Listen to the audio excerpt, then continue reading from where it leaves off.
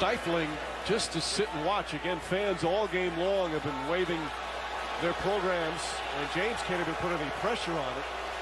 You can't even imagine what it's like to play in it.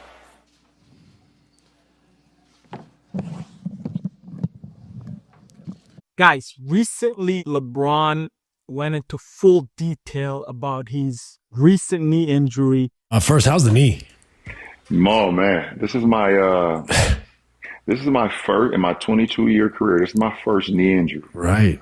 You know, I've had, the regular tendonitis and the patella, all that stuff, but this is the first time I've ever had a sustained knee injury where I had to okay, you got to get off your feet. You got to kind of be shelved for a minute. And, I knew as soon as when the impact happened with me and DiVincenzo, I felt it right away. My knee locked up, and that's why I stayed on the ground for quite a minute to see, if the knee will kind of release a little bit. Right.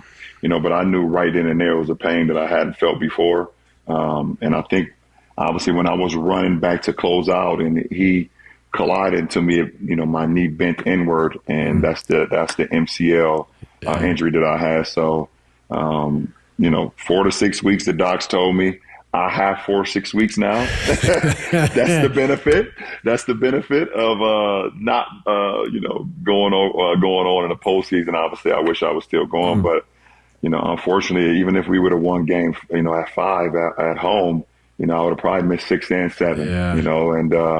And even further. But I have some time though. I have some time to get it right and and get back to full strength as far as my knee. That's but good. It was a pain that that next morning, man, after I had told the docs, I was like, listen, it's sore right now. Yes. And, this is Wednesday night after the game. And I said, if I wake up Thursday morning and it didn't feel any better, then, Friday morning, let's get an MRI Friday morning.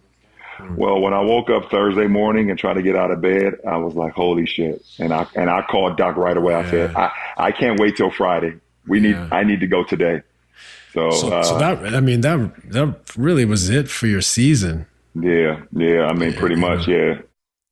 They basically, ended his season. I'm not going to lie. I expected JJ Redick to be back on the podcast, ready to go. But, it's still Steve Nash. Surprise, surprise. LeBron James once again telling us that this injury is the reason that he was ousted by the Minnesota Timberwolves in Game 5. And you know what is egregious to me is he is saying that even if they won Game 5, he was done for. It's over anyway. Unfortunately, even if we would have won game, at 5 at home, I would have probably missed 6 and 7, and even further. But so it's almost like he's giving himself an out, whether, he performed well in Game 5 or not. Listen, am I surprised? Absolutely not. We've seen LeBron go out with cramps. Spoelstra was urging his team to foul. They didn't hear right away. And James going to have to be helped over. We've seen him again cramp up before in playoff situations, but it never seemed to be this severe. And usually they make you take a timeout here, Mike. They don't allow an injury like this to just allow someone to take this much time. And again, you wonder how much the lack of air conditioning and the heat in this building is coming into play with this and everything else. Oh, there's no doubt that this has had a huge impact on this game. Pat Riley, Alonzo Mourning looking concerned. Doris? Mike, I continue to use this handheld thermometer. I'm about 5 feet from the court, and it's now reading above 90 degrees in this building. It is stifling just to sit and watch. Again, fans all game long have been waving their programs, and James can't even put any pressure on it. You can't even imagine what it's like to play in it, let alone just sit here. And it's amazing to see. You're sitting on the couch, you're watching TV, you keep procrastinating over and over. No, do it right now. Been all day on the phone anyhow. Why are you making it complicated? It's easy.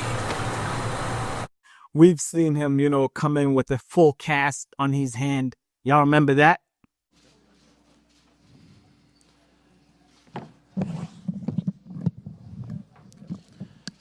Well, first question, Joe on the left side, second row. Joe Varden, Cleveland.com. LeBron, we're just learning about your hand injury, and we can obviously see the brace. Can you take us through what happened and if it caused you any problems over the final 3 games? What happened? Self-inflicted. Post-game after game 1. Very emotional. For a lot of different reasons, understanding how important a game 1 is on the road for our ball club. What would that done for us? The way we played, the calls that was made throughout the course of that game. I had emotions on, the game was taken away from us. I had emotions of you just don't get an opportunity like this on the road versus Golden State to be able to get a game 1. And, I let the emotions get the best of me and pretty much played the last 3 games with a broken hand. So that's what it is. When you have a goal, I think any individual, anybody, male, female, whoever the case may be, when you have a goal and you like seek that goal out and you dream about that dream and you put everything you can to, guys like this brace, huh? You guys like this cast, huh? You want me to sit right here for it? I don't even know where I was, Rach. I'm sorry. Next question. I'm sorry. We've just seen it too many times. Bron just can't lose a series and just go out. He always has to have an excuse. It's always got to be something. To me, this is much ado about nothing. Even if he didn't get injured, they would have lost in 5. Bron is one of the few players that we've seen in NBA history, at least of his caliber. He's an all-time great, and he always has an excuse tucked, like ready to go. As soon as he loses, it's always like, oh, this, that. But that's all I got on this. It didn't surprise me. And of course, we had the whole thing with the Met Gala just, a few days ago where he just had to announce it to the world that he's not going to be at the Met Gala because of his injury.